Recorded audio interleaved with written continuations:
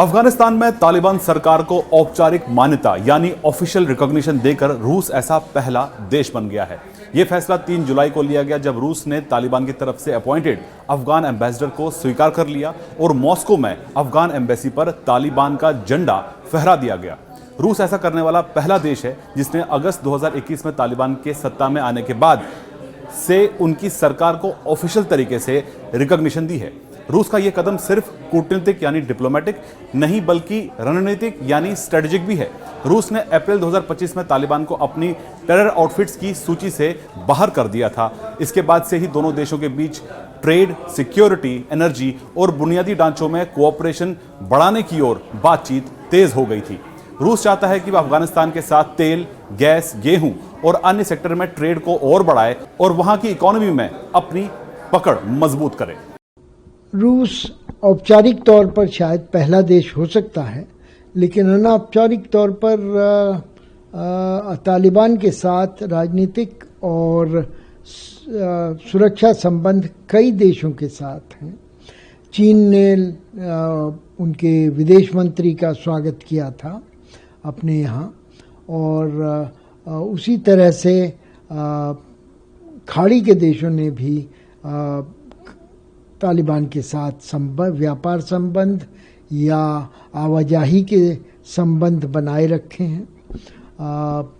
दोहा में तालिबान का दूतावास पहले से ही काम कर रहा है और कतर ने उसको छोड़ा नहीं है।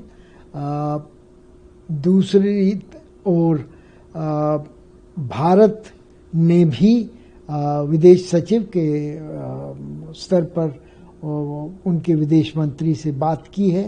खाड़ी में आपको याद होगा 3-4 महीने पहले ऐसी मुलाकात हुई थी। कूटनीतिक तौर पर भी भारत के जो शिष्टमंडल हैं वो काबुल जा चुके हैं और जो वहाँ पर भारत का बहुत बड़ा आर्थिक और सामाजिक विकास के लिए जो कार्यक्रम है उसको दोबारा शुरू करने की बारे में बातचीत होती रही है। तालिबान की जो दिल्ली में जो अफगानिस्तान का दूतावास है वहाँ से पिछली सरकार के प्रतिनिधि जा चुके हैं और इस समय वो दूतावास खाली है।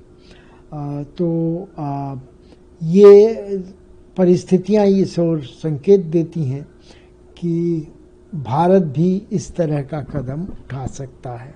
तालिबान और अफगानिस्तान का महत्व एक तरह से काफ़ी मौलिक है। तालिबान भूसामरिक दृष्टि से बहुत ही महत्वपूर्ण जगह पर काबिज हैं।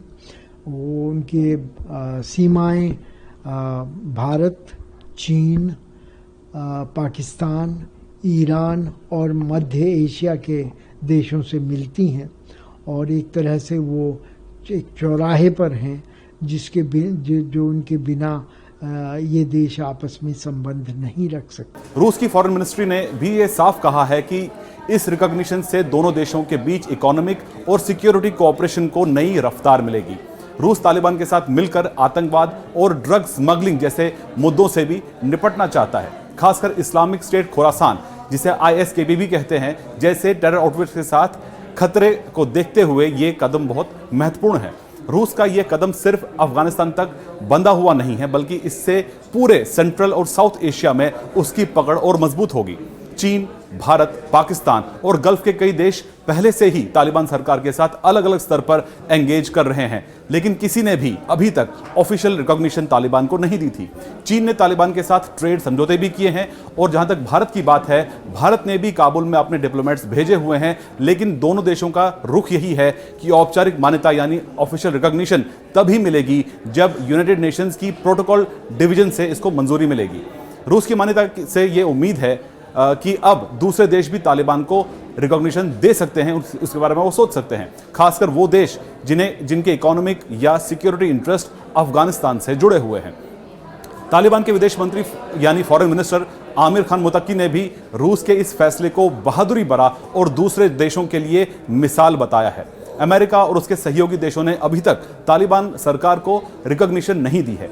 अमेरिका ने अफगानिस्तान के केंद्रीय बैंक के अरबों डॉलर्स की प्रॉपर्टीज को फ्रीज कर रखा है और कई तालिबान नेताओं पर आज भी पाबंदियां लगी हुई हैं। रूस के इस कदम से वॉशिंगटन और वेस्टर्न कंट्रीज के लिए भी दबाव बढ़ सकता है कि वे भी अपनी नीति पर दोबारा गौर कर सके, खासकर तब जब अफगानिस्तान में ह्यूमैनिटेरियन क्राइसिस और सिक्योरिटी से जुड़े चैलेंजेस बने हुए हैं। हालांकि रूस ने तालिबान को रिकॉग्निशन दिया है, लेकिन संयुक्त राष्ट्र यानी कि यूनाइटेड नेशंस की ओर से अब तक तालिबान सरकार को औपचारिक रिकॉग्निशन नहीं मिला है। यूएन के प्रोटोकॉल डिवीजन की मंजूरी के बिना तालिबान को अंतर्राष्ट्रीय स्तर पर पूरी रिकॉग्निशन नहीं मिल सकती है। इसी वजह से भारत, चीन, पाकिस्तान जैसे देश तालिबान के साथ संवाद तो कर रहे हैं, यानी बातचीत तो कर रहे हैं, लेकिन ऑफिशियल रिकॉग्निशन से बच रहे हैं। भारत ने काबुल में अपने डिप्लोमेट्स भेजे हैं और तालिबान का काउंसिल जनरल भी मुंबई में मौजूद है। भारतीय विदेश सचिव यानी फॉरेन सेक्रेटरी ने तालिबान सरकार से इस साल की शुरुआत में भी मुलाकात की थी। भारत का रुख यही है कि अफगानिस्तान में स्टेबिलिटी और सिक्योरिटी के लिए बातचीत जरूरी है, लेकिन ऑफिशियल रिकॉग्निशन यूएन के फैसले के बाद ही दी जाएगी।